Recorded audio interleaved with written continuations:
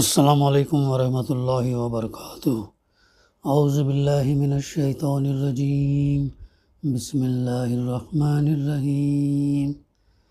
ذالک جزاؤہم جہنم بما کفروا واتخذوا آیاتی ورسلی ہزوا ان الذین آمنوا وعملوا الصالحات کانت لهم جنات الفردوس نزلا خالدین فیہا لا یبغون عنہا حولا قل لو کان البحر مدادا لکلمات ربی لنفد البحر قبل ان تنفد کلمات ربی ولو جئنا بمثلہ مددا قل انما انا بشر مثلکم یوحی الی انما الہکم الہ واحد فمن کان یرجو لقاء ربہ فلیعمل عملا صالحا ولا یشرک بعبادۃ ربہ احدا۔ صدق اللہ العلی العظیم۔ رب اشرح لی صدری ویسر لی امری واحلل عقدۃ من لسانی یفقہوا قولی رب زدنی علما۔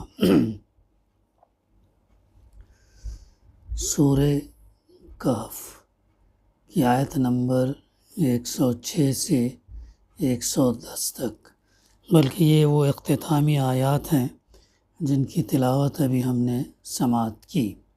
اس کی ترجمانی یوں ہے: ان کی جزا جہنم ہے اس کفر کے بدلے جو انہوں نے کیا، اور اس مذاق کی پاداش میں جو وہ میری آیات اور میرے رسولوں کے ساتھ کرتے رہے۔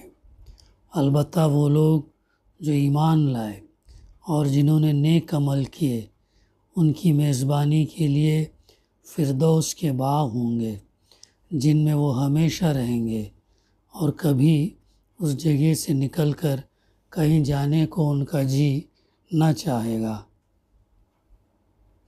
اے محمد صلی اللہ علیہ وسلم، کہو کہ اگر سمندر میرے رب کی باتیں لکھنے کے لیے روشنائی بن جائے تو وہ ختم ہو جائے، مگر میرے رب کی باتیں ختم نہ ہوں گی، بلکہ اگر اتنی ہی روشنائی ہم اور لے آئیں تو وہ بھی کفایت نہ کرے۔ اے محمد صلی اللہ علیہ وسلم، کہو کہ میں تو ایک انسان ہوں تمہیں جیسا، میری طرف وحی کی جاتی ہے کہ تمہارا خدا بس ایک ہی خدا ہے، پس جو کوئی اپنے رب کی ملاقات کا امیدوار ہو اسے چاہیے کہ نیک عمل کرے اور بندگی میں اپنے رب کے ساتھ کسی اور کو شریک نہ کرے۔ سورہ الکہف کا تفسیر کا سلسلہ الحمدللہ جاری ہے۔ اس سورت کی اختتامی آیات تھیں اور جس کی ترجمانی ابھی ہم نے سماعت کی۔ گزشتہ ہمارے مطالعے میں یہ بات ہے کہ اللہ تعالیٰ نے سوال کیا تو کیا یہ لوگ جنہوں نے کفر اختیار کیا یہ خیال رکھتے ہیں کہ اللہ کو چھوڑ کر اس کے بندوں کو اپنا کارساز بنا لیں، اس کے بندوں کو معبود بنا لیں، ان کے مسئلے حل کرنے والا بنا لیں، کارساز بنا لیں؟ تو ان کے بارے میں اللہ فرماتا: ہم نے ایسے کافروں کی ضیافت کے لیے جہنم تیار کر رکھی ہے۔ پھر فرمایا: اے محمد صلی اللہ علیہ وسلم، ان سے کہو کیا ہم تمہیں بتائیں کہ اپنے اعمال میں سب سے زیادہ ناکام اور نامراد لوگ کون ہیں؟ سب سے زیادہ ناکام اور نامراد لوگ کون ہیں؟ وہ لوگ ہیں کہ جن کی دنیا کی زندگی میں ساری سعی اور جہد کوشش سیدھے راستے سے بھٹکی رہی، اور وہ یہ سمجھتے رہے کہ وہ سب کچھ ٹھیک کر رہے ہیں۔ ہمیں سورۃ العصر کے اندر بھی اللہ تعالیٰ نے نجات کے لیے، کامیابی کے لیے 4 منیمم کنڈیشنز کا تذکرہ کیا ہے۔ زمانے کی قسم کھا کر فرمایا کہ انسان خسارے میں ہے سوائے ان لوگوں کے جو ایمان لائے، عمل صالح کیا، حق بات کی تلقین کی اور اس پر جو ہے صبر کیا۔ اور یہاں پر بھی نامراد وہ لوگ ہیں جن کی دنیا کی زندگی میں پوری کوشش، پوری جدوجہد دنیا بنانے میں لگی رہی، سیدھے راستے سے بھٹکے رہے، اور اس پر یہ کہ یہ سمجھتے رہے کہ وہ سب کچھ ٹھیک کر رہے ہیں، دوسروں کی بات ماننے کے لیے تیار نہیں۔ تو ان کے بارے میں اللہ فرمایا کہ یہ وہ لوگ ہیں جنہوں نے اپنے رب کی آیات کو ماننے سے انکار کیا اور اس کے حضور پیشی کا یقین نہ کیا، آخرت کا، دوبارہ اٹھنے کا، جواب دہی کا یقین نہیں کیا۔ اس لیے اللہ تعالیٰ نے کیا کیا؟ ان کے سارے اعمال ضائع کر دیے۔ قیامت کے روز ہم انہیں کوئی وزن نہ دیں گے، قیامت کے روز اللہ تعالیٰ ان کو کوئی وزن نہ دے گا۔ اگر انسان دنیا میں کتنا بھی نیک کام کر لے، بڑے سے بڑے، اچھے سے اچھے عمل کر لے، اور انسانیت کے لیے، ان کی فلاح بہبود کے لیے، ان کے فائدے کے لیے بڑے بڑے پروجیکٹس کر لے، بڑے بڑے منصوبے بنا لے، لیکن اگر اس میں ایمان نہ ہو، اس میں آخرت کا یقین نہ ہو، تو پھر وہ سارے اعمال کیا ہو جائیں گے؟ ضائع ہو جائیں گے، اور ان کا جو وزن جو ہے، نیکیوں کا وزن ان کا قیامت کے دن کچھ بھی نہیں رہے گا۔ اب اس کے آگے کی آیت ہے جس میں اللہ تعالیٰ فرماتا ان کی جزا جہنم ہے۔ ایسے لوگوں کی جزا جو ناکام، نامراد، اور جو دنیا کی زندگی ہی کو سب کچھ سمجھ لیا اور اسی میں منہمک رہے اور اسی کو سمجھتے رہے کہ ہم سیدھے راستے پر، تو ان کی جزا کیا ہے؟ ان کا اجر کیا ہے؟ جہنم ہے۔ اس کفر کے بدلے میں، جو کفر، جو حق کو چھپایا، جو انکار کیا، جو سرکش رہے، جو باغی رہے، جو انہوں نے کیا، اور اس مذاق کی پاداش میں جو میری آیات، یعنی اللہ سبحانہ و تعالیٰ کی آیات اور اس کی نشانیاں اور میرے رسولوں کے ساتھ جو ہے وہ عمل کرتے رہے۔ رسولوں کو جو ہے بنی اسرائیل میں زیادہ کر کے جھٹلایا، ان کی بات مان کر نہ دی، اور شروع میں بھی ہم دیکھتے ہیں کہ اللہ کے رسول صلی اللہ علیہ وسلم کی باتوں کو نہیں مانا، کاہن کہا، کبھی کہا شاعر کہا، کبھی کہا مجنون کہا، اور بات جو ہے ٹھنڈے ٹھنڈے مان کر نہیں دی، بلکہ جھٹلایا، اذیتیں دی، تکلیفیں دی، پریشانیوں میں مبتلا کیا اللہ کے رسول صلی اللہ علیہ وسلم اور ان کے ساتھیوں کو۔ تو وہ تذکرہ ہے۔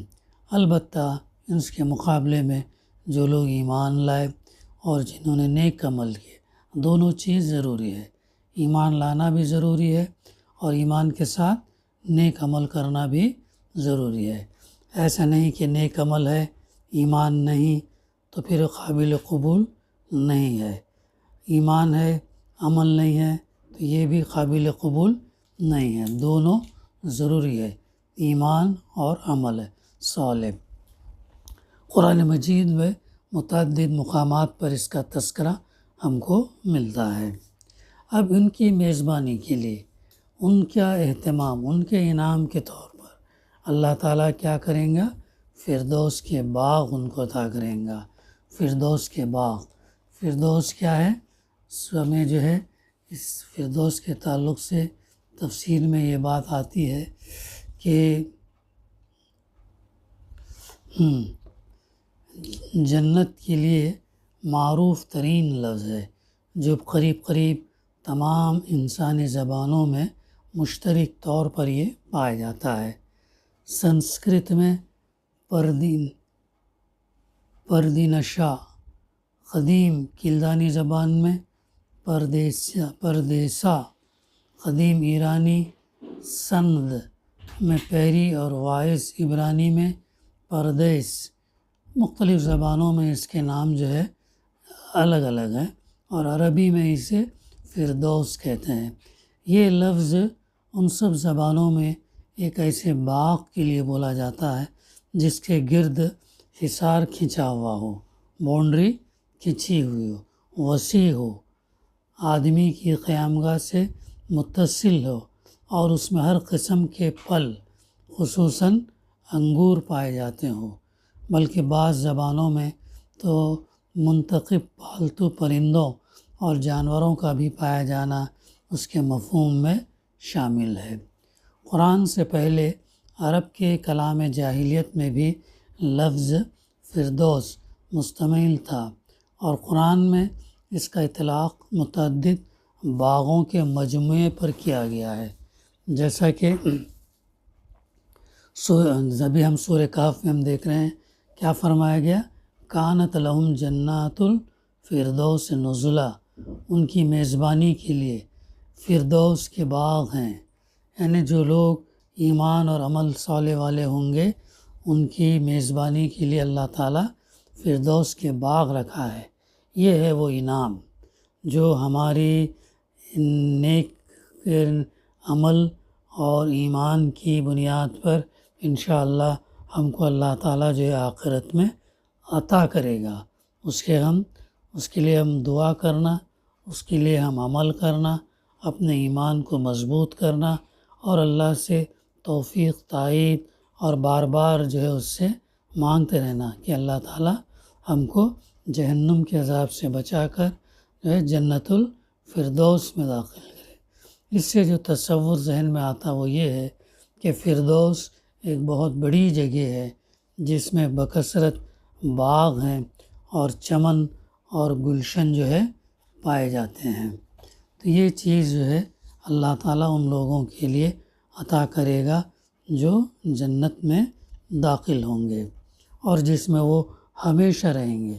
دنیا کی عارضی زندگی جیسی نہیں، اس عارضی زندگی کے اندر انسان ہر وقت جو ہے موت کا ڈر اسے لگا رہتا ہے، رزق کا ڈر لگا رہتا ہے، بیماری کا ڈر لگا رہتا ہے، غمزدہ رہتا ہے تو خوشحال بھی رہتا ہے، لیکن زیادہ فکر مند رہتا ہے۔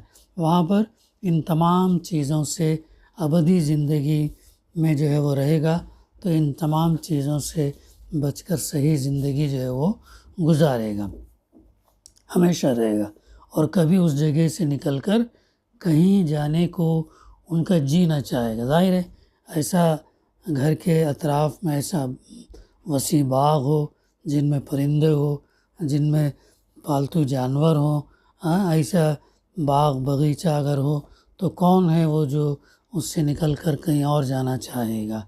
یعنی اس حالت سے بہتر اور کوئی حالت ہوگی ہی نہیں کہ جنت کی زندگی کو اس سے بدل لینے کے لیے ان کے دلوں میں کوئی خواہش پیدا ہو۔ تو ایسا وہ انعام جو اللہ تعالیٰ دینے کا وعدہ کرتا ہے اور بار بار کرتا ہے۔ تو لہٰذا ہم دنیا کی زندگی کو اپنا مقصود نہ بنائیں، بلکہ مقصد ہم یہ بنائیں اپنے آخرت کو بنائیں، آخرت میں ہم کامیاب ہوں۔ یہاں کی زندگی اس کا مطلب یہ نہیں کہ ہم چھوڑ دیں، نہیں، بلکہ جتنی ضرورت ہے اس ضرورت کے حساب سے اس زندگی گزاریں اور مال وغیرہ جو ضرورت ہے اتنا ہم حاصل کریں، لیکن فوکس ہمارا جو ہو آخرت پر ہو۔ اب اس کے بعد بڑی اہم آیت ہے، اللہ تعالیٰ یہاں پر فرما رہا کہ اے محمد صلی اللہ علیہ وسلم کہو کہ اگر سمندر میرے رب کی باتیں لکھنے کے لیے روشنائی بن جائے تو وہ ختم ہو جائے، مگر میرے رب کی باتیں ختم نہ ہوں گی، بلکہ اگر اتنی ہی روشنائی ہم اور لے آئیں تو وہ بھی کفایت نہ کرے گی۔ کتنی بڑی بات ہے اور کتنی زبردست بات ہے، اس سے اندازہ ہم لگا سکتے ہیں کہ یہ قرآن کا پیغام کتنا زبردست ہے، اور اس کا تذکرہ ہم کو سورہ لقمان کے اندر بھی ملتا ہے۔ آیت نمبر 27 میں فرمایا وَلَوْ أَنَّ مَا فِي الْأَرْضِ مِنْ شَجَرَةٍ أَقْلَامٌ وَالْبَحْرُ يَمُدُّهُ مِنْ بَعْدِهِ سَبْعَةُ أَبْحُرٍ مَا نَفِدَتْ كَلِمَاتُ اللَّهِ إِنَّ اللَّهَ عَزِيزٌ حَكِيمٌ۔ زمین میں جتنے درخت ہیں، غور کریں کتنے درخت ہیں، آج تک انسان جو ہے ان درختوں کے بلکہ پورے اقسام سپیسیز جسے کہتے ہیں ان تک کو دریافت نہیں کر سکا۔ جو معلومات ہیں لیکن ان سے زیادہ درخت جو ہے زمین کے اندر موجود ہیں، اور وہی 1/3 زمین کے اندر، 2/3 تو پانی ہے۔ تو اس زمین کے اندر جتنے درخت ہیں، اب گن لیں ابھی کتنے درخت ہو، اس کا گننا ہمارے لیے ناممکن ہے۔ تو زمین میں جتنے درخت ہیں، اگر وہ سب کے سب کیا بن جائیں؟ قلم بن جائیں، سب کے سب قلم بن جائیں، اور سمندر جو ہے انک بن جائے، دوات بن جائے۔ سمندر حالانکہ 2/3 ہے زمین کے مقابلے میں، پھر آگے اللہ تعالیٰ ایک سمندر پر اکتفا نہیں کر رہا، بلکہ فرما رہا ہے جسے 7 مزید سمندر، 7 ٹائمز مور سمندر، اوشن جو بھی ہے، پانی، ہاں تو کیا ہے، اتنی روشنائی مہیا کریں تب بھی اللہ کی باتیں لکھنے سے ختم نہ ہوں گی، تب بھی اللہ کی باتیں، یہ ہے اللہ کی جو معرفت، اللہ کو جاننا، اللہ کو پہچاننا جو ہے، کتنا یہ ہے کہ اللہ کی حقیقت، اللہ کی قدرت، اللہ جو ہم صرف آسانی سے نام لے لیتے ہیں، لیکن اللہ کی باتیں، سارے درخت قلم بن جائیں، 7 سمندر روشنائی بن جائیں، تب بھی اللہ کی باتیں لکھنے سے ختم نہ ہوں گی۔ بہت بے شک اللہ زبردست ہے اور حکیم ہے۔ اس کی تفسیر میں اللہ کی باتوں سے مراد ہے اس کے تخلیقی کام، کریشن والے کام، پیدا کرنے والے کام، اور اس کی قدرت اور حکمت کے کرشمے ہیں، اس کے کرشمے۔ معمولی انسان کی تخلیق اور انسان کے اوپر ہی اگر انسان غور کرنے لگے تو حیرت انگیز حقائق ہیں جن کو لکھنے بیٹھے تو لکھ نہیں پائے گا، چونکہ بلینس نہیں بلکہ ٹریلینس آف سیلز جو ہے اس کے اندر کام کر رہے ہیں، اور اپنے ذمہ داری سے وہ کام انجام دے رہے ہیں۔ لکھنے بیٹھے تو کتنا ہوگا مواد، کہ غور کریں، ہم سوچیں اس کے اوپر، تدبر کریں، تو یہ کہ اس کی قدرت، اس کی حکمت کے کرشمے جو ہے بہت وسیع ہیں۔ بظاہر ایک شخص یہ گمان کرے گا کہ شاید اس قول میں مبالغہ کیا گیا ہے، یعنی ایگزیجریشن کیا گیا ہے، لیکن اگر آدمی تھوڑا سا غور کرے تو اسے محسوس ہوگا کہ در حقیقت اس میں ذرہ برابر بھی ایگزیجریشن، مبالغہ نہیں ہے۔ جتنے قلم اس زمین کے درختوں سے بن سکتے ہیں، اور جتنی روشنائی زمین کے موجودہ سمندر اور ویسے ہی 7 مزید سمندر فراہم کر سکتے ہیں، ان سے اللہ کی قدرت اور حکمت اور اس کی تخلیق کے سارے کرشمے تو درکنار، شاید موجودات عالم کی مکمل فہرست بھی نہیں لکھی جا سکتی۔ جو چیزیں موجود ہیں ان تمام کی فہرست بھی نہیں لکھ سکتے، کیونکہ ہماری زمین کا جو مقام ہے اس پورے یونیورس، پوری کائنات کے اندر ایک نقطے کی مانند ہے، ایک نقطے کی مانند ہے۔ کتنی بڑی یونیورس ہے، کتنا بڑا اس سے یہ اللہ تعالیٰ کا نظام ہے، تو یہ جو ہے اتنی وسیع یہ ہے، تو ظاہر ہے اللہ کی باتیں اگر لکھنے کو یہ کریں تو وہ مکمل نہیں لکھ سکتے، اور 7 سمندر کی سیاہی اور سارے درخت قلم بن جائیں تب بھی کم ہے۔ تنہا اس زمین پر جتنی موجودات پائی جاتی ہیں انہی کا شمار مشکل ہے کجا کہ اس وسیع کائنات کی ساری موجودات ضبط تحریر میں لائی جا سکیں۔ اب یہ بھی غور کریں کہ ابھی تک نباتات کی اقسام ان پورے معلوم نہیں کر سکا، تو اس کے تعداد تو دور کی بات ہے۔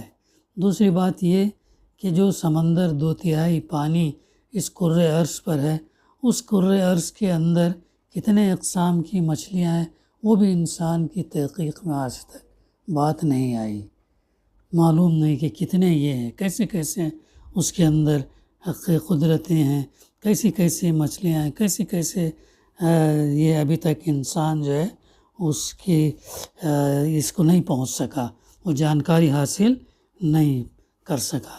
اس بیان سے دراصل یہ تصور دلانا مقصود ہے کہ جو اللہ اتنی بڑی کائنات کو وجود میں لایا ہے اور ازل سے ابد تک اس کا سارا نظم اور نسق چلا رہا ہے، سارا سسٹم اللہ سبحانہ وتعالیٰ چلا رہا ہے، اس کی خدائی میں ان چھوٹی چھوٹی ہستیوں کی حیثیت ہی کیا ہے جنہیں تم معبود بنائے بیٹھے ہو۔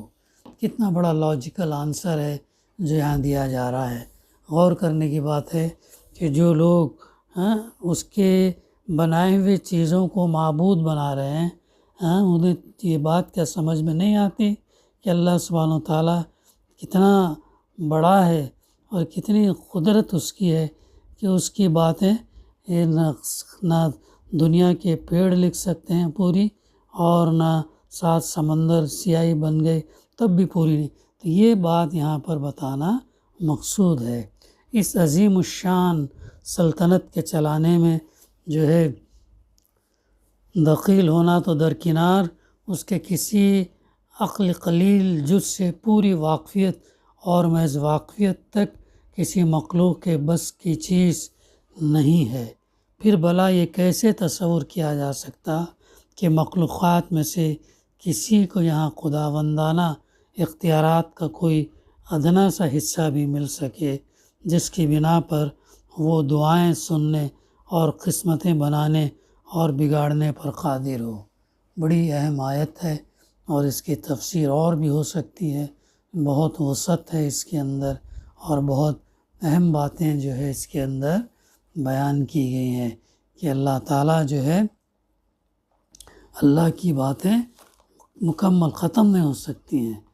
اتنا شان، اتنا عظمت، اتنا وسیع، اتنا اعلیٰ، جتنے بھی الفاظ کہیں وہ جو ہے کم ہے اس کی عزت یہ کرنے کے لیے۔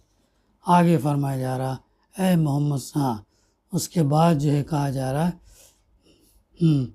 اے محمد صلی اللہ علیہ وسلم کہو کہ میں تو ایک انسان ہوں تم ہی جیسا۔ ان منکرین سے، قریش سے یہ کہا جا رہا ہے، یہ جو سوال بنی اسرائیل اور خصوصاً یہود کے اکسانے پر کیے تھے، تو ان بتایا جا رہا ہے کہو میں تو ایک انسان ہوں تم ہی جیسا، میری طرف وحی کی جاتی ہے کہ تمہارا خدا بس ایک ہی خدا ہے۔ میری طرف تم میں اور مجھ میں فرق کیا ہے؟ میری طرف یعنی اللہ کے رسول صلی اللہ علیہ وسلم کی طرف جو ہے وحی کی جاتی ہے کہ کیا اس کا اصل پیغام کہ تمہارا خدا بس ایک ہی اللہ ہے۔ بس جو کوئی اپنے رب کی ملاقات کا امیدوار ہو اسے چاہیے جو کوئی اس کے اپنے رب کی ملاقات کا امیدوار ہو تو اسے چاہیے کہ نیک عمل کرے اور بندگی، اطاعت، غلامی، فرما برداری میں اپنے رب کے ساتھ کسی اور کو شریک نہ کرے۔ شروع کی آیات کے اندر بھی یہ بات تھی اور اختتامی آیات کے اندر بھی یہی بات بتائی جا رہی کہ اللہ کے ساتھ کسی اور کو جو ہے شریک نہ کرو کر کے فرمایا جا رہا۔ کیا تھا شروع میں؟ الحمدللہ الذی انزل علی عبدہ الکتاب ولم یجعل لہ عوجا۔ تعریف اللہ کے لیے جس نے اپنے بندے پر یہ کتاب نازل کی اور اس میں کوئی ٹیڑھ نہ رکھی۔ قیما لینذر باسا شدیدا من لدنہ ویبشر المؤمنین الذین یعملون الصالحات ان لہم اجرا حسنا، یعنی ٹھیک سیدھی بات کہنے والی کتاب۔ یہ کتاب کیسی ہے؟ ٹھیک اور سیدھی بات کہنے والی، اس میں کوئی ٹیڑھ نہیں ہے، کوئی چیز گنجلک نہیں ہے، کوئی اشکال والی بات نہیں ہے، اور سیدھی بات کہنے والی کتاب۔ کس لیے؟ تاکہ لوگوں کو اللہ کے سخت عذاب سے خبردار کر دے۔ انبیاء کا کام کیا رہا؟ انبیاء کی بعثت کیوں ہوئی؟ لوگوں کو اس سے بچانے کے لیے، عذاب سے بچانے کے لیے، ڈرانے کے لیے۔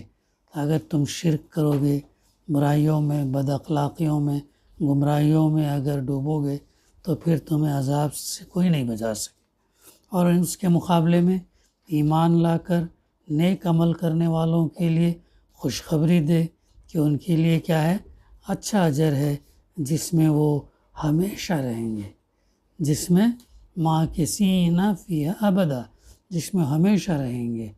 اور ان لوگوں کو ڈرا دے جو کہتے ہیں کہ اللہ نے کسی کو بیٹا بنایا، وَيُنذِرَ الَّذِينَ قَالُوا اتَّخَذَ اللَّهُ وَلَدًا۔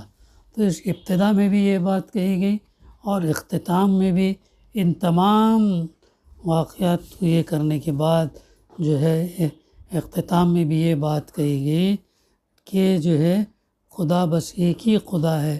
جو کوئی اپنے رب کی ملاقات کا امیدوار ہو اسے چاہیے کہ نیک عمل کرے اور بندگی میں اپنے رب کے ساتھ کسی اور کو شریک نہ کریں۔ اس صورت کے اندر 4 بڑے اہم واقعات ہیں۔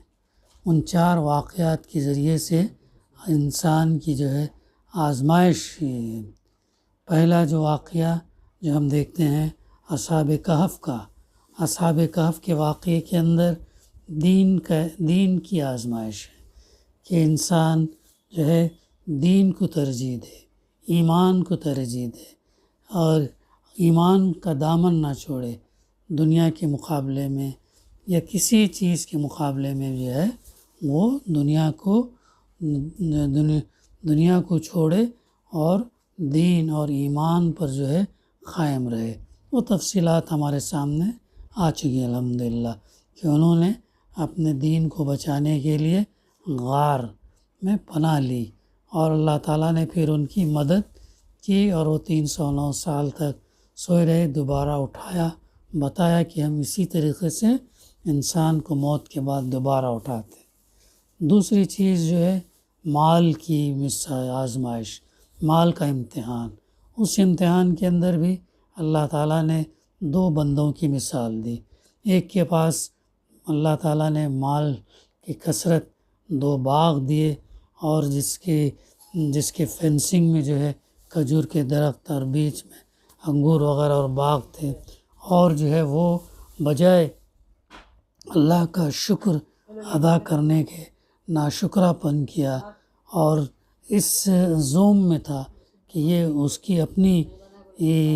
اس کی اپنی محنت اور صلاحیت کی وجہ سے وہ سمجھتا تھا، لیکن جب وہ بھسم ہو گیا، جب وہ گر گیا تو بات اس کو جب سمجھ میں آئی کہ واقعی میں کتنا غلط تھا، جو کچھ ہوتا وہ اللہ کے اذن سے ہوتا، اللہ ہی نے وہ چیز دی تھی اور اللہ ہی نے وہ چیز لی، تو لہٰذا اللہ کا شکر گزار ہونا چاہیے۔ تیسرا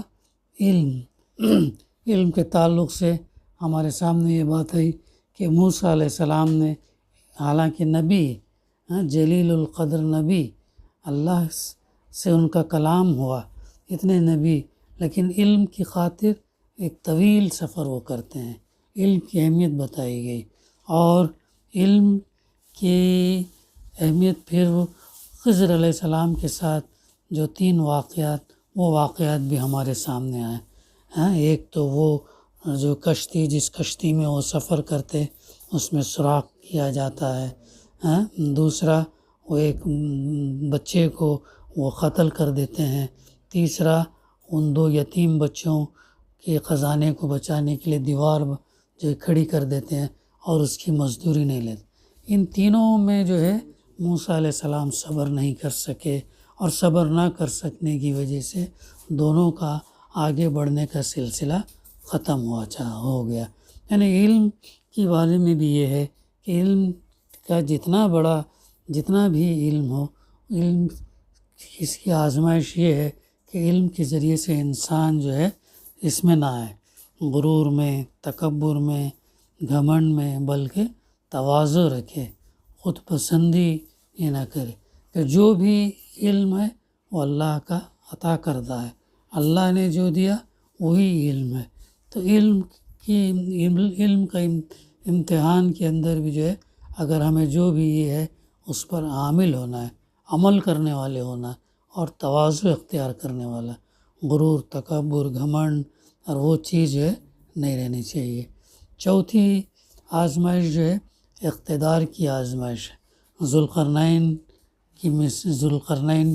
کو اللہ سبحانہ و تعالیٰ نے بادشاہت عطا کی، لیکن اس کے اتنا اقتدار میں آنے کے باوجود بھی جو ہے وہ اللہ کا نافرمان نہ تھا، بلکہ عادل تھا، عدل قائم کرنے والا، مظلوموں کی مدد کرنے والا۔ 3 بڑے بڑے مہمات کا مطالعہ ہم نے کیا۔ تو اقتدار ملنے کے بعد جو رویہ ہونا چاہیے وہ رویہ ذوالقرنین جیسا ہونا چاہیے کہ عادل اور اللہ کا فرما بردار۔ اور جو کچھ بھی اتنی بڑی دیوار جو اس نے بنائی یاجوج اور ماجوج سے بچنے کے لیے ایک قوم کو، تو اس کے اوپر بھی وہ اترایا نہیں، بلکہ کیا کہا، یہ جو ہے اللہ کی رحمت ہے، اللہ یہ جو ہے میرے رب، اسے کیا فرمایا، یہ جو ہے اللہ کی رحمت ہے، اس رحمت کی وجہ سے جو ہے وہ اسے وہ چیزیں حاصل ہوئی تھی۔ تو یہ بڑی اہم صورت ہے، اور جیسا کہ آتا ہے، ہاں یہ میرے رب کی رحمت ہے، مگر جب میرے رب کے وعدے کا وقت آئے گا تو وہ اس کو کیا کر دے گا، پیوند خاک کر دے گا، اور میرے رب کا وعدہ برحق ہے۔ تو ذوالقرنین سے بھی ہم کو بڑی اہم رہنمائی جو ہے ملتی ہے۔ تو یہ صورت جب ہم پڑھتے ہیں ہر جمعہ، تو ان واقعات کو ذہن میں رکھیں، یادہ کریں، اور ہم اپنا جائزہ لیں، اور جو ہے اور راہ راست پر جو ہے ہم بھی چلیں۔ دعا ہے کہ اللہ سبحانہ و تعالیٰ ہمیں کہنے سننے سے زیادہ عمل کرنے کی توفیق عطا کرے۔ ربنا تقبل منا انک انت السمیع العلیم وتب علینا انک انت التواب الرحیم۔ صلی اللہ تعالیٰ علی خیر خلقہ وعلی آلہ وصحبہ اجمعین والحمد للہ رب العالمین۔